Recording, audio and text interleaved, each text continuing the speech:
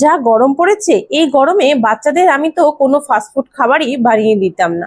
অনেকদিন থেকেই বলছে, তাই আজ বানিয়ে দেবো চিকেন পাস্তা। চিকেন পাস্তা বানাতে সবার প্রথমে পাস্তাগুলো ভাপিয়ে নিয়েছি, আর নুন হলুদ দিয়ে চিকেন গুলো সেদ্ধ করে নিয়েছি।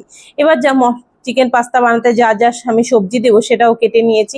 এবার কড়াইতে তেল দিয়ে রসুন ফোড়ন দিয়ে তার মধ্যে চিকেন গুলো দিয়ে দিচ্ছি। তো চিকেন গুলো আগে থেকে ছাড়িয়ে নিয়েছিলাম।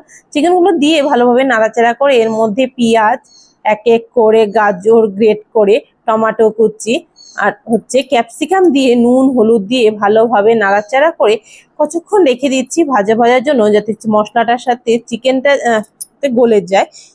এবার এর মধ্যে দিয়েছি 2 চামচ টমেটো সস, 1 চামচ সোয়া সস দিয়ে ভালোভাবে নাড়াচাড়া করেছি। এবার যে পাস্তাগুলো ছিল পাস্তাগুলো দিয়েছি। পাস্তাগুলো আমি ভাপিয়ে নেওয়ার পর সামান্য অল্প তেল দিয়ে রেখে দিয়েছিলাম, যাতে পাস্তাগুলো গলে না যায় আর একটার সাথে একটা দলা না হয় সেজন্য।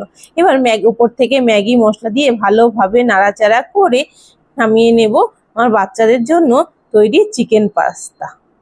দোকানে না কিনে এভাবেই বাড়িতে বাচ্চাদের জন্য বানিয়ে দেওয়া যায়।